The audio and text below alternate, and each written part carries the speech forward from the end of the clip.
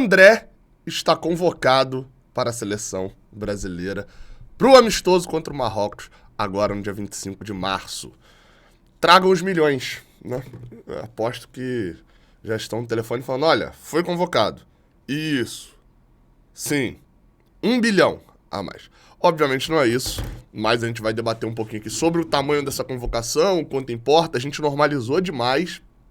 Vocês vão ver que isso não é tão comum nos últimos anos e o que isso pode representar financeiramente. Eu sou Gabriel Amaral, sou jornalista de formação e sou tricolor de coração. Não esquece de deixar um like aqui embaixo, que isso ajuda bastante aqui o canal, e de se inscrever aqui também, além de compartilhar esse vídeo para todos os seus amigos. Bem, a convocação foi feita nesta sexta-feira e André foi convocado para... Era uma convocação já meio que esperada, né? Eu vou botar aí o momento em que o Ramon Menezes fala da convocação do André, o treinador Ramon Menezes, que é um interino, né, na seleção, e isso vai explicar um pouco das convocações que a gente vai ver. Vamos ver a convocação completa e daqui a pouco eu vou comentar ela.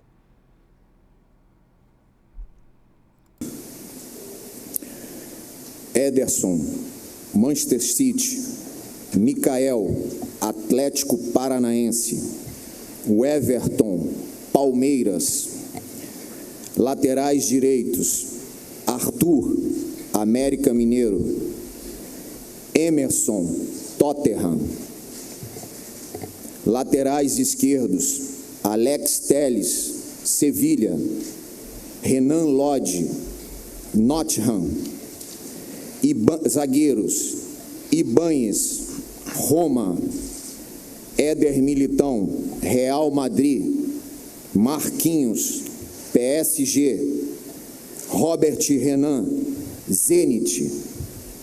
Meio-campistas, André, Fluminense.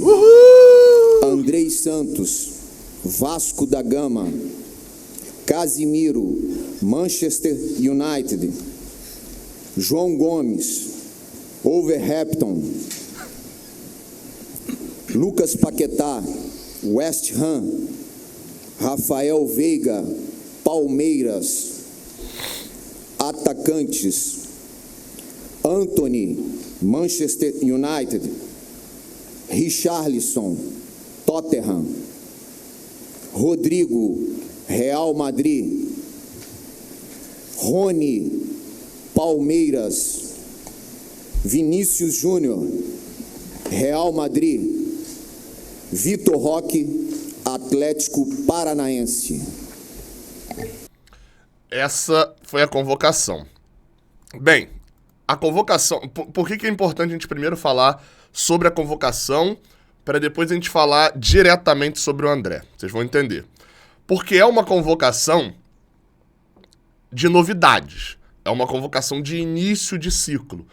E de um início de ciclo que encerra outro ciclo. O que eu tô querendo dizer? Quando a gente sai da Copa de 2014 para a Copa para 2015, era para vir uma ruptura total. Dunga que assume aquele negócio maluco, enfim, não vem uma ruptura total, vem uma ruptura parcial da seleção de 14 com a de 18.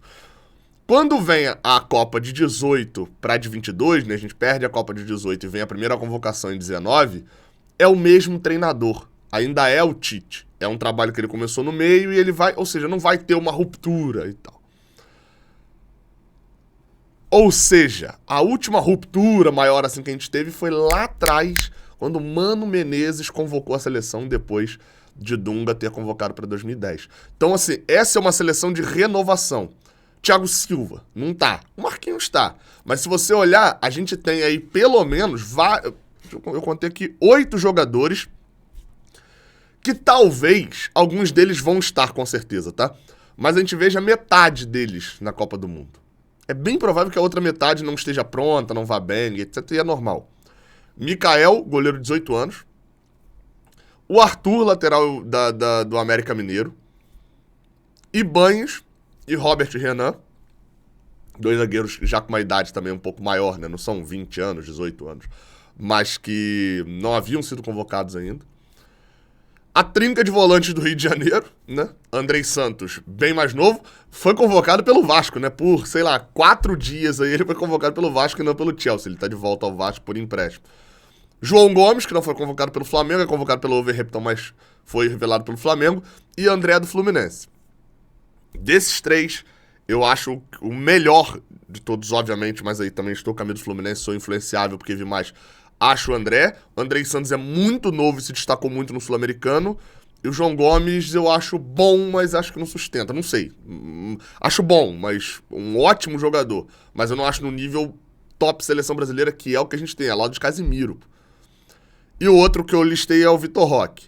Rony e Rafael Veiga, eu acho que é uma convocação quase que tipo assim, cara, parabéns. É quase um funcionário do mês. Parabéns pelos serviços prestados e tal.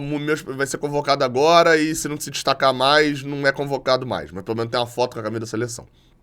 Então assim, a gente entende essa convocação de André um pouco olhando para a convocação onde 8 jogadores entram nessa cota de novidades, de ar fresco que o Ramon trouxe para a seleção. Óbvio, ainda tá lá, como eu falei, Marquinhos, ainda tá lá Ederson e o Everton, ainda tá lá o Alex Telles, né? Já jogou a Copa também. Tá lá Emerson Royal, Renan Lodge, jogadores que também já foram convocados habitualmente no passado. Tá lá o Casemiro, tá lá o Rodrigo, tá lá o Vinícius Júnior. Tá lá jogadores que já são da seleção. Eles são jogadores do clube deles e da seleção. Mas teve uma renovação de quase meio time. Então, isso também é um passo. E não adianta, na nossa cabeça hoje só importa bem assim, o que eu posso fazer pra aumentar o valor de André. Admite. Você tá feliz por André, tá feliz por um jogador do Fluminense na seleção, eu sei disso. Mas na sua cabeça só passa isso. Quantos milhões aumentou o valor de André? E, obviamente, essa primeira convocação, ela ajuda isso. É aquilo que eu sempre falo. Você botar uma selfiezinha ali, ó, com a Nike, o símbolo da CBF, da Granja Comari, uma fotinha, nem que seja aquecendo, o jogo vai ser no Marrocos, né? Mas lá no Marrocos e tal, isso já muda o status. Mas a janela tá fechada e até o meio do ano haverá outra convocação. A gente não sabe ainda contra quem jogará, não sabe quem será o treinador, mas é fato de que se for o Carlo Ancelotti mesmo, ele já vai estar de olho nesse jogo, vai ser muito importante mesmo para ele. A convocação é ali no dia...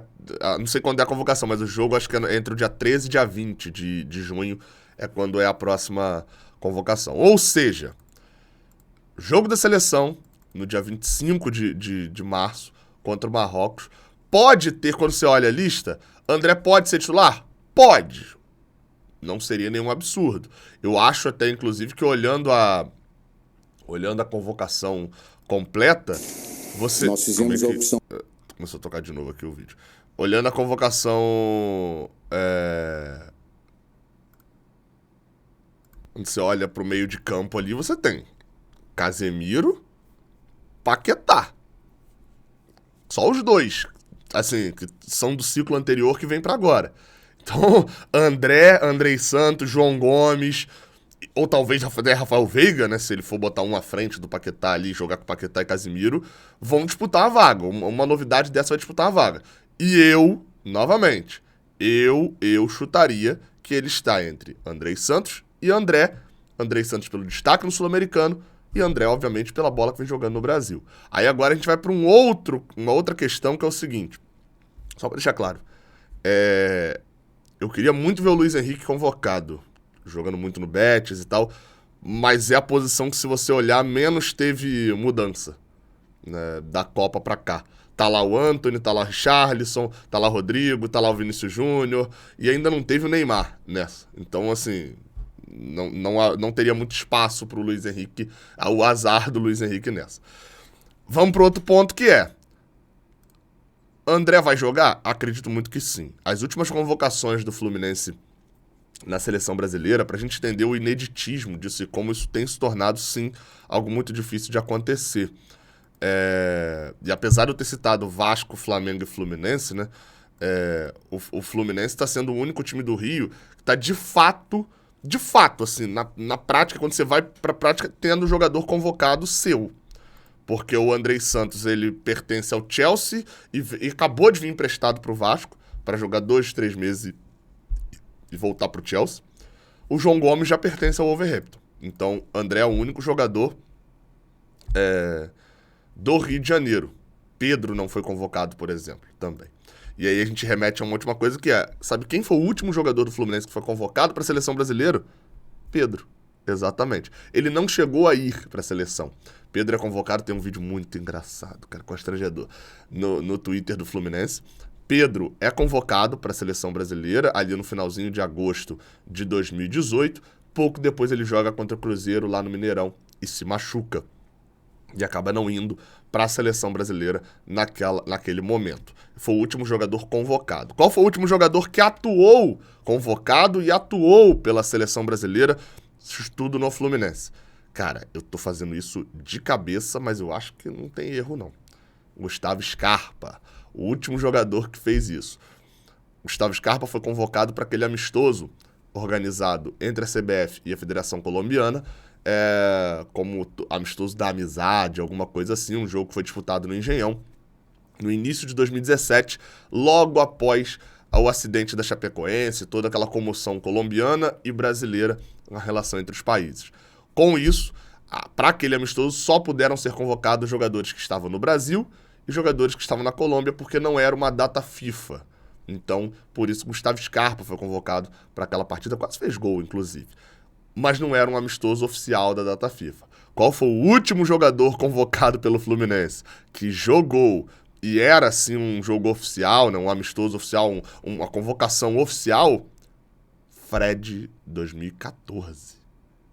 Exatamente. A última vez em que um jogador esteve em campo com a camisa do Fluminense na seleção, numa data FIFA, foi Fred na Copa de 2014.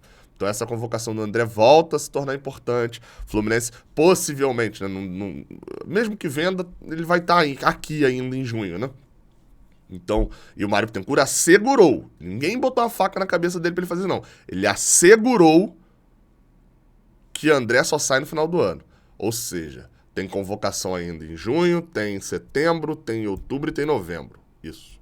Tem mais 4 convocações. A gente espera, porque também não é a obrigação dele que André jogue bem, né? Aí é outra história. Mas a gente espera ver André 5 vezes com a camisa da seleção nesse ano. E aí, meu amigo, em relação ao valor, pra gente poder fechar, isso muda. Gabriel, muda quanto? Não sei. Mas muda na própria negociação que aconteceu com o Fulham. Você volta mais pro meio do ano e fala, olha, aquela oferta que a gente recusou de 20 milhões de euros, você tá interessado em fazer outra? Ele é jogador da seleção. Eu não te falei que não ia vender porque o cara era bom e tinha... Ah, vou fazer de... E aí começa uma negociação. Fato. Hoje, eu vou tirar 2 casos aqui. Um caso, na verdade, que é acontecer um problema histórico. Seja uma lesão, seja o André parar de jogar. O que seria muito absurdo por algum outro motivo. Sei lá, a gente nunca sabe o que pode acontecer. Muitas coisas afetam o psicológico do jogador, sei lá. Tirando uma coisa assim absurda, André será a maior venda da história do Fluminense, tem a obrigação de ser. E mesmo se acontecer essa coisa absurda, você adianta a venda no meio do ano que ainda dá pra ser a maior venda da história. Craque, já falo isso há um tempão. E é óbvio que agora vão trazer de volta, e eu vou falar disso aqui pra poder fechar esse vídeo. Eu acabei de acordar, eu peguei o celular e eu vi a convocação e vim pra cá pra poder gravar. Mas eu tenho certeza que já estão falando assim, olha aí, ó, olha o Fluminense na cagada aí, ó. Porque queriam dar o jogador pro CRB e pro Botafogo. E aí, que o Roger Machado queria. Sim, queriam. Dar? Não, emprestar. Se o André joga bola pra cacete, ele iria pro CRB e ia destruir em 2021. Destruir. Sabe por quê? Porque o André joga bola pra cacete, em 2020 não acertou no time de Odair Helma. Os jogos que ele jogou, pega pra ver o replay, eu lembro exatamente. Fluminense, Sport 1, Fluminense 0. Uma partida muito ruim do André, lá na Ilha do Retiro. O André iria pro CRB por uma escolha de Roger Machado. Errada? Eu hoje considero completamente errada. Mas aí é muito fácil, né? Na época, não lembro exatamente minha opinião, não. Mas se o Roger não ia usar, pra que ele ia ficar? Ia ficar encostado com um quarto reserva?